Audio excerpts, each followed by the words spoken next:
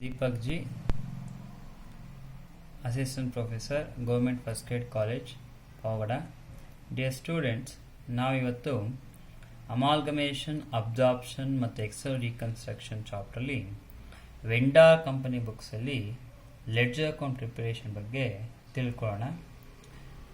ನಾವು usually 4 or 5 ledger ಅಕೌಂಟ್ನ prepare ಮಾಡ್ತೀವಿ. 4 or 5 ledger accounts in the books of vendor company ಯಾವ್ಯಾವ prepare ಮಾಡ್ತೀವಿ ಅಂದರೆ, ನಂಬರ್ 1 ರಿಯಲೈಸೇಷನ್ ಅಕೌಂಟ್ ಪ್ರಿಪೇರ್ ಮಾಡ್ತೀವಿ. Number 2 equity share holders account prepare ಮಾಡ್ತೀವಿ. ನಂಬರ್ 3 ಪರ್ಚೇಸಿಂಗ್ ಕಂಪನಿ ಪ್ರಿಪೇರ್ ಮಾಡ್ತೀವಿ. Number 4 equity shares in purchasing company prepare ಮಾಡ್ತೀವಿ. ಅಥವಾ cash or bank account if it requires prepare ಮಾಡ್ತೀವಿ. ಹಾಗಾದರೆ ಈ ಲೆಡ್ಜರ್ ಅಕೌಂಟ್ಸ್ನ ವೆಂಡಾ ಕಂಪನಿಲಿ ಯಾವ ರೀತಿ ಪ್ರಿಪೇರ್ ಮಾಡ್ತೀವಿ ಅನ್ನೋದನ್ನು ಸಿಂಪಲಾಗಿ ನಾನು ನಿಮಗೆ ಇವತ್ತು ಹೇಳ್ಕೊಡೋಕ್ಕೆ ಪ್ರಯತ್ನ ಪಡ್ತೀವಿ. ಯೂಶಲಿ ಒಂದು ಪ್ರಾಬ್ಲಮ್ ಬಂದಾಗ ನಿಮಗೆ ಬ್ಯಾಲೆನ್ಸ್ ಶೀಟ್ ಕೊಟ್ಟಿರ್ತಾನೆ. ಬ್ಯಾಲೆನ್ಸ್ ಶೀಟ್ ನಿಮಗೆ ಗೊತ್ತಿದೆ, ಇಟ್ ಹ್ಯಾಸ್ 2 ಸೈಡ್ಸ್, ಒಂದು ಲಯಬಿಲಿಟಿ ಮತ್ತೊಂದು ಅಸೆಟ್ಸ್ ಆಗಿರುತ್ತೆ. ಯೂಶಲಿ ವರ್ಟಿಕಲ್ ಬ್ಯಾಲೆನ್ಸ್ ಶೀಟ್ ಕೊಟ್ಟಿರ್ತಾನೆ, ತೊಂದರೆ ಇಲ್ಲ. ವರ್ಟಿಕಲ್ ಬ್ಯಾಲೆನ್ಸ್ ಶೀಟ್ ಕೊಟ್ಟಿದ್ರು ಅಷ್ಟೇ, ಹಾರಿಜಾಂಟಲ್ ಬ್ಯಾಲೆನ್ಸ್ ಶೀಟ್ ಕೊಟ್ಟಿದ್ರು ಅಷ್ಟೇ. ಈಗೆಲ್ಲ ವರ್ಟಿಕಲ್ ಬ್ಯಾಲೆನ್ಸ್ ಶೀಟೇ ಪ್ರಾಬ್ಲಮ್ ಕೊಡ್ತಕ್ಕಂಥದ್ದು. ಲಯಬಿಲಿಟೀಸಲ್ಲಿ ನಿಮಗೆ ಶೇರ್ ಕ್ಯಾಪಿಟಲ್ ಇರುತ್ತೆ, ರಿಸರ್ವ್ಸ್ ಇರುತ್ತೆ, ಪ್ರಾಫಿಟ್ ಆ್ಯಂಡ್ ಲಾಸ್ ಅಕೌಂಟ್ ಇರುತ್ತೆ, ಡಿಬೆಂಚರ್ಸ್, ಬ್ಯಾಂಕ್ ಲೋನ್ ಅಥವಾ creditors, bills payable, bank overdraft, ಈ ರೀತಿ ಹಲವಾರು ಐಟಮ್ಸ್ ಇರುತ್ತೆ. ಅಸೆಟಲ್ಲಿ ಫಿಕ್ಸಡ್ ಅಸೆಟ್, ಕರೆಂಟ್ ಅಸೆಟ್ ಇರುತ್ತೆ. ಫಿಕ್ಸಡ್ ಅಸೆಟಲ್ಲಿ ಲ್ಯಾಂಡ್ ಆ್ಯಂಡ್ ಬಿಲ್ಡಿಂಗ್ ಆಗಿರ್ಬೋದು, ಪ್ಲಾಂಟ್ ಆ್ಯಂಡ್ ಮಿಷನರಿ ಆಗಿರ್ಬೋದು, ಫರ್ನಿಚರ್ ಆಗಿರ್ಬೋದು, ಅಥವಾ ಕರೆಂಟ್ ಅಸೆಟ್ ಅಂತ ಬಂದಾಗ ಸ್ಟಾಕ್ ಆಗಿರ್ಬೋದು, ಡೆಟಾಸ್ ಆಗಿರ್ಬೋದು, ಕ್ಯಾಶ್ ಆಗಿರ್ಬೋದು, ಬ್ಯಾಂಕ್ ಆಗಿರ್ಬೋದು, and even some fictitious assets like preliminary expenses ಆಗಿರ್ಬೋದು, ಅಥವಾ ಅಂಡರ್ ರೈಟಿಂಗ್ ಕಮಿಷನ್ ಆಗಿರ್ಬೋದು. ಈ ರೀತಿ ಹಲವಾರು ಐಟಮ್ ಬ್ಯಾಲೆನ್ಸ್ ಶೀಟಲ್ಲಿ ಕೊಟ್ಟಿರ್ತಾನೆ. ನಾವು ಯಾವ ರೀತಿ ಲೆಡ್ಜರ್ ಅಕೌಂಟ್ ಇದರಿಂದ ನಾವು ಮಾಡಬಹುದು ಅಂತ ಹೇಳಿದ್ರೆ very simple.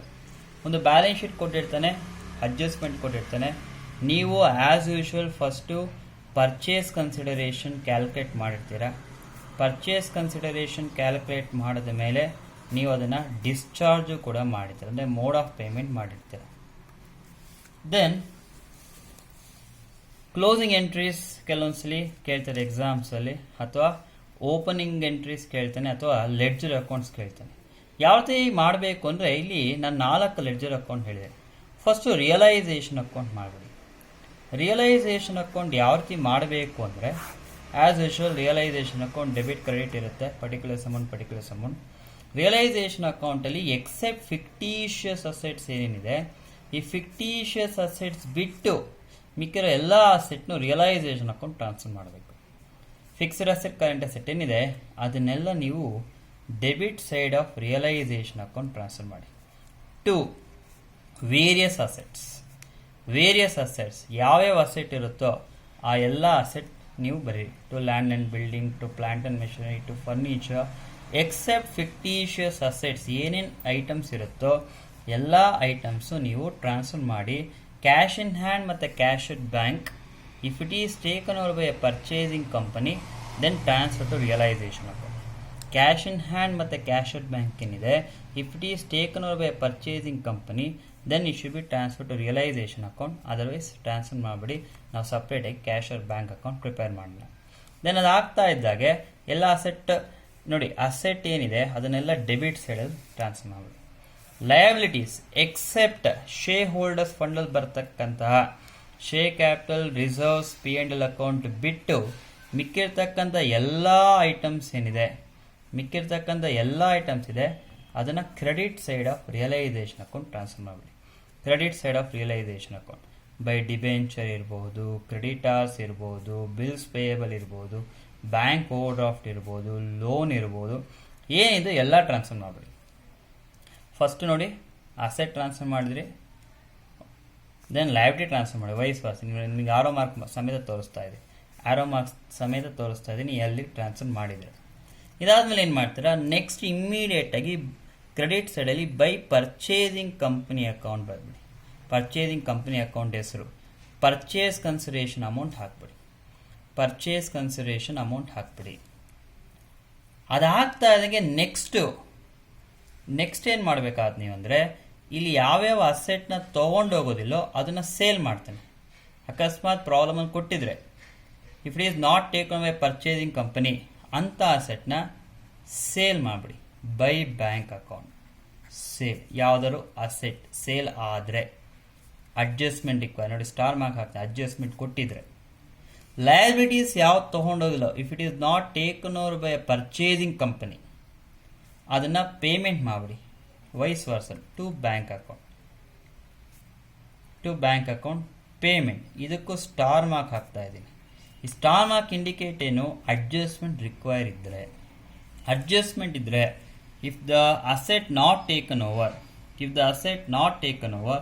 Then that should be sold. Sale ಮಾಡಿದ್ರೆ ಕ್ಯಾಶ್ ಬರುತ್ತೆ, ಬೈ ಬ್ಯಾಂಕ್ ಅಕೌಂಟ್ ಬರ್ತೀರಾ. If the liability is not taken over payment ಮಾಡ್ತಾರೆ ಟು ಬ್ಯಾಂಕ್ ಅಕೌಂಟ್. ಅದೇ ರೀತಿ ನಿಮ್ಗೇನಾದರೂ ರಿಯಲೈಸೇಷನ್ ಎಕ್ಸ್ಪೆನ್ಸಸ್ ಕೊಟ್ಟಿದ್ರೆ ಅದನ್ನು ಪೇಮೆಂಟ್ ಮಾಡಿ to bank account. Realisation expenses ಏನಾದರೂ ಕೊಟ್ಟಿದ್ರೆ ಅದನ್ನು ಕೂಡ ಟು ಬ್ಯಾಂಕ್ ಅಕೌಂಟಲ್ಲಿ ಬರೆದಿರ್ತಾರೆ. ಇದು ಆದಮೇಲೆ ನಿಮಗೆ ಪ್ರಾಬ್ಲಮಲ್ಲಿ ಏನಾದರೂ ಪ್ರಿಫರೆನ್ಸ್ ಶೇರ್ ಹೋಲ್ಡರ್ಸ್ ಏನಾದ್ರು ಕೊಟ್ಬಿಟ್ಟಿದ್ರೆ ನೋಡಿ, ಹೇಳ್ತೇನೆ, ಪ್ರಿಫರೆನ್ಸ್ ಶೇರ್ ಕ್ಯಾಪಿಟಲ್ ಅನ್ನೋಂಥ ಐಟಮ್ ಜಾಸ್ತಿ ಪ್ರಾಬ್ಲಮ್ಗಳಲ್ಲಿ ಕೊಟ್ಟಿರೋದಿಲ್ಲ. Preference share capital ಕೊಟ್ಟಿರೋದಿಲ್ಲ.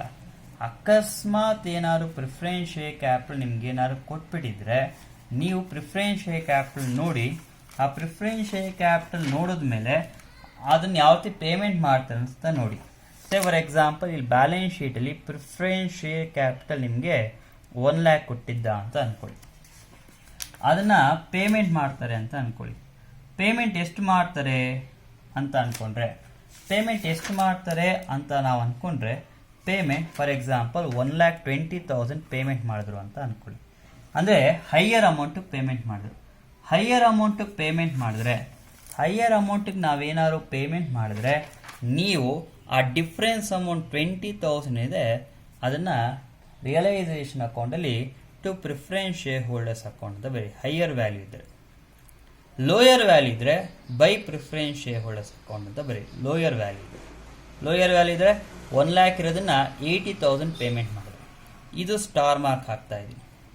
ಇವೆಲ್ಲ ಅಡ್ಜಸ್ಟ್ಮೆಂಟ್ ಇದ್ದರೆ, ಪ್ರಿಫರೆನ್ಸ್ ಶೇರ್ ಹೋಲ್ಡರ್ಸ್ ಏನಾದ್ರು ಇದ್ದರೆ, ಪ್ರಿಫರೆನ್ಸ್ ಶೇರ್ ಕ್ಯಾಪಿಟಲ್ ಹೈಯರ್ ವ್ಯಾಲ್ಯೂಗೆ ಏನಾದರೂ ತೊಗೊಂಡೋದ್ರೆ ಪೇಮೆಂಟ್ ಮಾಡಿದ್ರೆ to preference shareholders, lower ಅಮೌಂಟ್ಗೆ ಏನಾದ್ರು ಪೇಮೆಂಟ್ ಮಾಡಿದ್ರೆ by preference share holders.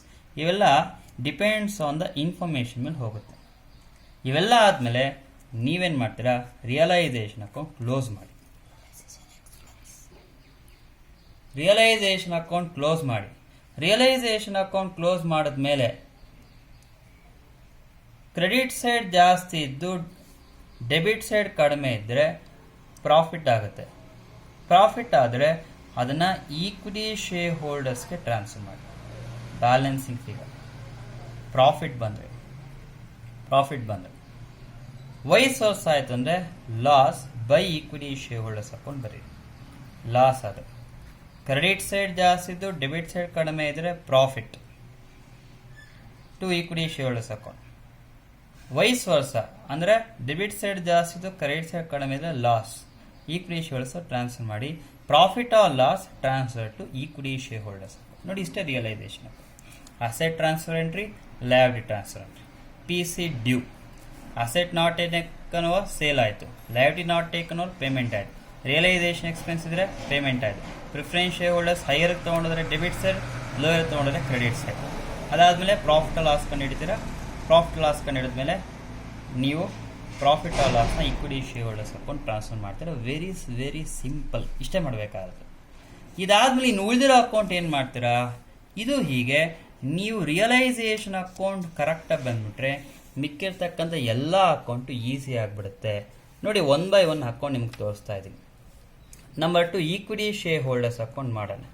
Equity share holders account ಹೇಗೆ ಮಾಡ್ತಕ್ಕಂಥದ್ದು ಅಂದರೆ, ನಾವಿಲ್ಲಿ ಆಲ್ರೆಡಿ ಬ್ಯಾಲೆನ್ಸ್ ಶೀಟ್ ನೋಡಿದ್ವಿ. ಬ್ಯಾಲೆನ್ಸ್ ಶೀಟಲ್ಲಿ ಕೆಲವೊಂದು ಐಟಮ್ನ ರಿಯಲೈಸೇಷನ್ ಅಕೌಂಟ್ ಟ್ರಾನ್ಸ್ಫರ್ ಮಾಡಲಿಲ್ಲ. ಶೇರ್ ಕ್ಯಾಪಿಟಲ್, ರಿಸರ್ವ್ಸ್, P&L ಯಾವ ಟ್ರಾನ್ಸ್ಫರ್ ಮಾಡಲಿಲ್ಲ. ಈ ಕಡೆ ಫಿಕ್ಟಿಷಿಯಸ್ ಅಸೆಟ್ಸ್ ಟ್ರಾನ್ಸ್ಫರ್ ಮಾಡಲಿಲ್ಲ. ಆ ರೀತಿ ಟ್ರಾನ್ಸ್ಫರ್ ಮಾಡದೇ ಇರ್ತಕ್ಕಂಥ ಐಟಮ್ ಏನಿದೆ ನೋಡಿ, ಸೇಮ್ ಇಲ್ಲಿ ಇರ್ತಕ್ಕಂಥ share capital reserves P L ಏನಿದೆ ಅಷ್ಟು ಅಮೌಂಟ್ನ ನೋಡಿ ವಾಪಸ್ ನೀವು ವೈಸ್ ವರ್ಸ ಕ್ರೆಡಿಟ್ ಸೈಡ್ ಬರೀ ಬೈ ಈಕ್ವಿಟಿ ಶೇರ್ ಕ್ಯಾಪಿಟಲ್ ಯಾವ್ಯಾವ ಐಟಮ್ ಇದ್ರೆ by equity share capital, by reserve, by P L ಏನಿದ್ರೆ ಅವು ಶೇರ್ ಹೋಲ್ಡರ್ಸ್ ಫಂಡಲ್ಲಿ ಇರ್ತಕ್ಕಂಥದ್ದು. ಫಿಕ್ಟಿಷಿಯಸ್ ಅಸೆಟ್ಸ್ ಅಷ್ಟೇ, ಅಸೆಟಲ್ಲಿರೋದು ವೈಸ್ ವರ್ಸ ನೋಡಿ ಟು ಫಿಕ್ಟಿಷಿಯಸ್ ಅಸೆಟ್ ಏನು ಇದ್ರೆ ಅದು preliminary expenses to discount on issue of shares and debentures ಅಥವಾ ಅಂಡರ್ ರೈಟಿಂಗ್ ಕಮಿಷನ್ ಬರೀರಿ. ನೋಡಿ ಮೊದಲು ಬ್ಯಾಲೆನ್ಸ್ ಶೀಟಿಂದ ವೈಸ್ ವರ್ಸ ಅಸೆಟ್ ಇರೋದೆಲ್ಲ ವೈಸ್ ವರ್ಸ, ಲಯಬಿಲಿಟಿ ಇರೋದೆಲ್ಲ ವೈಸ್ ವರ್ಸ. ಅಸೆಟಲ್ಲಿ ಫಿಕ್ಟಿಷಿಯಸ್ ಅಸೆಟ್ ಟ್ರಾನ್ಸ್ಫರ್ ಮಾಡ್ತೀರಾ, ಲಯಬಿಲಿಟಿಲಿ share capital reserves P L ಎಲ್ಲ ಟ್ರಾನ್ಸ್ಫರ್ ಮಾಡ್ತೀರಾ. ಇದಾದಮೇಲೆ ನೆಕ್ಸ್ಟ್ ನೀವು ಮಾಡಬೇಕಾದ ಮೋಸ್ಟ್ ಇಂಪಾರ್ಟೆಂಟ್ ನೆಕ್ಸ್ಟ್ ನೀವು ಮಾಡಬೇಕಾದದು ರಿಯಲೈಸೇಷನ್ ಅಕೌಂಟ್. ರಿಯಲೈಸೇಷನ್ ಅಕೌಂಟ್ ನೋಡಿ ಈಕ್ವಿಟಿ ಶೇರ್ ಹೋಲ್ಡರ್ಸ್ ಅಕೌಂಟ್ ಇರುತ್ತೆ. ಈಕ್ವಿಟಿ ಶೇರ್ ಹೋಲ್ಡರ್ಸ್ ಅಕೌಂಟ್ ಇದ್ರೆ ಅಲ್ಲಿ ಡೆಬಿಟ್ ಇರೋದು ಇಲ್ಲಿ ಕ್ರೆಡಿಟ್ ಆಗುತ್ತೆ, ಇಲ್ಲಿ ಕ್ರೆಡಿಟ್ ಇರೋದು ಇಲ್ಲಿ ಡೆಬಿಟ್ ಆಗುತ್ತೆ. ಟು ರಿಯಲೈಸೇಷನ್ ಅಕೌಂಟ್ ಲಾಸ್ ಆಗುತ್ತೆ by realisation account profit or. ಎರಡರಲ್ಲಿ ಒಂದು ಬರುತ್ತೆ ಅನ್ನೋದು ಜ್ಞಾಪಕ, ಅದಕ್ಕೆ ಸ್ಟಾರ್ ಮಾರ್ಕ್ ಆಗ್ತಾ ಇದ್ದೀನಿ, ಕನ್ಫ್ಯೂಷನ್ ಬೇಡ. ಎರಡಲ್ಲಿ ಒಂದು ಪ್ರಾಫಿಟ್ ಆ ಲಾಸ್ ನೋಡ್ಕೊಳ್ಳಿ, ನೋಡಿಕೊಂಡು ಅಕೌಂಟ್ನ ಕ್ಲೋಸ್ ಮಾಡಿ. ಕ್ಲೋಸ್ ಮಾಡೋಕ್ಕಿಂತ ಮುಂಚೆ ಮೋಡ್ ಆಫ್ ಪೇಮೆಂಟ್ ಬರೆದ್ಬಿಡಿ. ಮೋಡ್ ಆಫ್ ಪೇಮೆಂಟ್ ಏನು, ನೀವು ಡಿಸ್ಚಾರ್ಜ್ ಆಫ್ ಪಿ ಸಿ ಏನು ಮುಖಾಂತರ ಮಾಡಿದ್ರೆ ಈಕ್ವಿಟಿ ಶೇರ್ ಮುಖಾಂತರ ಮಾಡಿದ್ರೆ equity shares in purchasing company ಬರೀರಿ, ಕ್ಲೋಸ್ ಮಾಡಿ. ಬ್ಯಾಲೆನ್ಸ್ ಬಂತಾ, ಬ್ಯಾಲೆನ್ಸ್ ಬಂದರೆ ಕ್ಯಾಶ್ ಬರ್ತೀವಿ, cash or bank balancing figure. ಅಕಸ್ಮಾತ್ ಕ್ರೆಡಿಟ್ ಸೈಡ್ ಬಂದರೆ ಕ್ರೆಡಿಟ್ ಸೈಡ್ ಅಷ್ಟೇ, cash or bank depends on the information. ನೋಡಿ equity share holders account very simple. Share holders fund ಎಲ್ಲ ಲಯಬಿಲಿಟಿ ಎಲ್ಲ ಕ್ರೆಡಿಟ್ ಆಯಿತು, ಫಿಕ್ಟಿಷಿಯಸ್ ಅಸೆಟ್ ಎಲ್ಲ ಈ ಕಡೆ ಡೆಬಿಟ್ ಸೈಡ್ ಮಾಡಿದ್ರಿ. ಅದಾಗ್ತಾ ಇದ್ದಂಗೆ ರಿಯಲೈಸೇಷನ್ ಅಕೌಂಟ್ ಹೋದ್ರಿ. ರಿಯಲೈಸೇಷನ್ ಅಕೌಂಟಲ್ಲಿ ಏನಾಯಿತು, ಪ್ರಾಫಿಟ್ ಇತ್ತು ಅಂದರೆ ವೈಸ್ ವರ್ಸ ಡೆಬಿಟ್ ಅದು ಕ್ರೆಡಿಟು, ಕ್ರೆಡಿಟ್ ಡೆಬಿಟು. ಅದಾಗ್ತಾ ಇದ್ದಾಗೆ ಪೇಮೆಂಟು ಈಕ್ವಿಟಿ ಶೇರ್ ಹೋಲ್ಡರ್ಸ್ ಮಾಡಿ. ಮೋಡ್ ಆಫ್ ಪೇಮೆಂಟ್ ನೋಡಿ, ಈಕ್ವಿಟಿ ಶೇರ್ ಹೋಲ್ಡರ್ಸ್ಗೆ ಏನು ಕೊಟ್ಟಿದ್ದಾರೆ, ಈಕ್ವಿಟಿ ಶೇರ್ ಕೊಡೋದು, ಈಕ್ವಿಟಿ ಶೇರ್ ಬರೀ, ಉಳಿದಿರೋ ಬ್ಯಾಲೆನ್ಸ್ ಕ್ಯಾಶ್ ಪೇಮೆಂಟು ಮಾಡಿದ್ನಾ ಅಷ್ಟೇ ಅಮೌಂಟ್ ಆದ್ರೂ ಬರ್ಬೋದು, ಅಥವಾ ಕಡಿಮೆ ಆದರೂ ಆಗ್ಬೋದು, ಜಾಸ್ತಿ ಆದರೂ ಆಗ್ಬೋದು. ನೀವು ಬ್ಯಾಲೆನ್ಸ್ ಮಾಡಿಬಿಡಿ, ಆ ಬ್ಯಾಲೆನ್ಸ್ ಕ್ಯಾಶ್ ಅಂತ ಬರೀರಿ. ಕೆಲವೊಂದ್ಸಲ ಈಕ್ವಿಟಿ ಶೇರ್ಸ್ ಇನ್ ಪರ್ಚೇಸಿಂಗ್ ಕಂಪನಿಗೆ ಟ್ಯಾಲಿ ಆಗುತ್ತೆ, ಅಥವಾ ಕ್ಯಾಶ್ ಆರ್ ಬ್ಯಾಂಕ್ಗೆ ಟ್ಯಾಲಿ ಆಗುತ್ತೆ. ಸೊ ಇಷ್ಟೇ, cash or bank depends. Mode of ಪೇಮೆಂಟಲ್ಲಿ ಕ್ಯಾಶ್ ಆರ್ ಬ್ಯಾಂಕ್ ಇತ್ತಂದರೆ ಖಂಡಿತವಾಗೂ ಬಂದೇ ಬರುತ್ತೆ, ಬಟ್ ಬ್ಯಾಲೆನ್ಸ್ ಬರೀರಿ. ಅಲ್ಲಿರೋದಕ್ಕೆ ಟ್ಯಾಲಿ ಆಗ್ಬೋದು ಅಥವಾ ಬೇರೆದಕ್ಕಾರು ಟ್ಯಾಲಿ ಆಗ್ಬೋದು, ನೀವು ಪ್ರಾಬ್ಲಮ್ ಇಲ್ಲಿ ಡಿಪೆಂಡ್ ಆಗುತ್ತೆ. ನಂಬರ್ 2 ಆಗೋಯ್ತು. Number 3 purchasing company account. Purchasing company account ಏನು ಮಾಡಬೇಕು, ವೆರಿ ಸಿಂಪಲ್. ನಾವು ಆಲ್ರೆಡಿ ರಿಯಲೈಸೇಷನ್ ಅಕೌಂಟ್ ನೋಡಿ, ಕ್ರೆಡಿಟ್ ಸೈಡ್ ಪರ್ಚೇಸಿಂಗ್ ಕಂಪನಿ ಇದೆ, ಅಲ್ಲಿ ಕ್ರೆಡಿಟ್ ಆದ್ರೆ ಇಲ್ಲಿ debit. To realisation account P C due. ಇದು ಪಿ ಸಿ ಡ್ಯೂ ಆದ್ಮೇಲೆ ಪಿ ಸಿ ರಿಸಿಟ್ ಬರೀಬೇಕಲ್ಲ, ಹಾಗಾದ್ರೆ ಪಿ ಸಿ ರಿಸಿಟ್ ಬರೀರಿ. ಈಕ್ವಿಟಿ ಶೇರ್ಸ್ ಕೊಟ್ಟಿದ್ರೆ equity shares in purchasing company, cash or bank ಕೊಟ್ಟಿದ್ರೆ cash or bank, preference shares ಕೊಟ್ಟಿದ್ರೆ preference shares company ಬರೀರಿ. Total ಆಗಿ ನೋಡಿ, ಇದು ಪಿ ಸಿ ಡ್ಯೂ, ಇದು P C receipt. Very simple purchasing company account. Realisation credit ಇರೋದು ಹಾಗೆ ಡೆಬಿಟ್ ಆಗುತ್ತೆ, ಹಾಗೆ ಇದು ಡ್ಯೂ ಆದರೆ ಆಗಿದಾಗ ರಿಸಿಟ್ ಬರೀ ಟ್ಯಾಲಿ ಆಗುತ್ತೆ. ಈ ನಂಬರ್ 4th ಅಕೌಂಟ್ ಯಾವುದು, equity shares in purchasing company account. Equity shares in purchasing company account ಹೇಗೆ, ನೀವು ಅಗೇನ್ ಈ ಅಕೌಂಟಲ್ಲಿ ನೋಡಿ, equity shares in purchasing company account ಎಲ್ಲಿ ಕಾಣಿಸ್ತಾ ಇದೆ ನೋಡಿ, ಇಲ್ಲಿ ಕಾಣಿಸ್ತಾ ಇದೆ. ಈಕ್ವಿಟಿ ಶೇರ್ ಹೋಲ್ಡರ್ಸ್ ಅಕೌಂಟಲ್ಲಿ ಕಾಣಿಸ್ತಾ ಇದೆ ನೋಡಿ, ಇಲ್ಲೊಂದಿದೆ. ಪರ್ಚೇಸಿಂಗ್ ಕಂಪನಿ ನೋಡಿ, ಇಲ್ಲೊಂದಿದೆ. ಇಲ್ಲಿ ಡೆಬಿಟ್ ಇರೋದು credit by equity share holders, ಇಲ್ಲಿ ಕ್ರೆಡಿಟ್ ಇರೋದು ಇಲ್ಲಿ debit to purchasing company. Tally ಮಾಡಿ, ಅಲ್ಲೇನು ಅಮೌಂಟ್ ಇದೆ ಅದು ಅಮೌಂಟ್ ಬರೀರಿ. ಇಲ್ಲಿ ಪರ್ಚೇಸಿಂಗ್ ಕಂಪನಿ ಅಂತ ನಾನು ಎಲ್ಲೆಲ್ಲಿ ಬರೆದಿದ್ದೀನಿ, ಅಲ್ಲಿ ಪರ್ಚೇಸಿಂಗ್ ಕಂಪನಿ ಹೆಸರು ಬರೀಬೇಕು. ಎ ಬಿ ಇದ್ರೆ ಎ ಬಿ ಲಿಮಿಟೆಡ್, ಸಿ ಇದ್ರೆ ಸಿ ಲಿಮಿಟೆಡ್, ಈಕ್ವಿಟಿ ಶೇರ್ಸ್ ಇನ್ ಸಿ ಲಿಮಿಟೆಡ್ ಅಂತ ಬರೆದಿರಬೇಕಾಗುತ್ತೆ. ನೋಡಿ, ಇವೆರಡೂ ಅಕೌಂಟ್, ಪರ್ಚೇಸಿಂಗ್ ಕಂಪನಿ ಅಕೌಂಟ್ ಮತ್ತು equity shares in purchasing company account, very simple ಆಗಿ ನೀವು ಹಿಂದೆ ಮಾಡಿರ್ತಕ್ಕಂಥ ಅಕೌಂಟಿಂದ ಟ್ರಾನ್ಸ್ಫರ್ ಕೊಟ್ಟರೆ debit credit debit direct Tally ಆಗಿಬಿಡುತ್ತೆ. ಇನ್ನು ಕ್ಯಾಶ್ ಆರ್ ಬ್ಯಾಂಕ್ ಅಕೌಂಟ್ ಏನಾದ್ರು ಕೇಳಿಬಿಟ್ರೆ, ನೀವು ವೆರಿ ಸಿಂಪಲ್ ನೀವು ಬ್ಯಾಲೆನ್ಸ್ ಶೀಟಲ್ಲಿ ಕ್ಯಾಶ್ ಆರ್ ಬ್ಯಾಂಕ್ ಇದ್ದರೆ to balance broad. Cash or ಬ್ಯಾಂಕಲ್ಲಿ ಬ್ಯಾಲೆನ್ಸ್ ಶೀಟ್ ಇದ್ದರೆ ಟು ಬ್ಯಾಲೆನ್ಸ್ ಬ್ರಾಡ್, ಯಾಕಂದರೆ bank is an asset showing a debit balance. ತಗೊಳ್ಳಿ, ಇಲ್ಲಿ ರಿಯಲೈಸೇಷನ್ ಅಕೌಂಟಲ್ಲಿ ಅಕಸ್ಮಾತ್ ಟ್ರಾನ್ಸ್ಫರ್ ಮಾಡಿದರೆ ಇಲ್ಲಿ cash or bank by realisation ಅಂತ ಬರೆದ್ಬಿಡಿ. ಬರೆದ ಮೇಲೆ ನೋಡಿ, ರಿಯಲೈಸೇಷನ್ ಅಕೌಂಟ್ ಇಲ್ಲೆಲ್ಲ ಬ್ಯಾಂಕ್ ಇದೆಲ್ಲ ಕ್ರೆಡಿಟ್ ಇರೋದೆಲ್ಲ ಡೆಬಿಟ್ ಇರೋದೆಲ್ಲ ಕ್ರೆಡಿಟ್ ಆಗುತ್ತೆ ನೋಡಿ. ಇಲ್ಲಿ ಬ್ಯಾಂಕ್ ಬೈ ರಿಯಲೈಸೇಷನ್ ಅಲ್ಲಿರ್ತಕ್ಕಂಥದ್ದೆಲ್ಲ ನೀವು ಆಗಿಂದಾಗೆ ರಿಯಲೈಸೇಷನ್ ಅಕೌಂಟ್ ಡೆಬಿಟ್ ಎಲ್ಲ ಕ್ರೆಡಿಟ್. ಇಲ್ಲ ಬ್ಯಾಂಕ್ ಇದ್ರೆ ನೋಡಿ, ಅದಕ್ಕೆ ಸ್ಟಾರ್ ಮಾರ್ಕ್ಗಳು ಹಾಕೋದು ಇದ್ರೆ ಕ್ರೆಡಿಟ್ ಅದೆಲ್ಲ ಡೆಬಿಟ್ ಟು ರಿಯಲೈಸೇಷನ್ ಅಕೌಂಟ್. ಹಾಗೆ ಈಕ್ವಿಟಿ ಶೇರ್ಸ್ ಅಕೌಂಟ್ ಬನ್ನಿ, ಇಲ್ಲಿ ಕ್ಯಾಶ್ ಆರ್ ಬ್ಯಾಂಕ್ ಇದ್ರೆ ಅಲ್ಲಿ debit credit, creditor debit. Purchasing company ಇದ್ರೆ ಬರೀರಿ, ಇದ್ರೆ creditor debit. Equity shares in purchasing company ಅಲ್ಲೇನು ಬರೋದಿಲ್ಲ.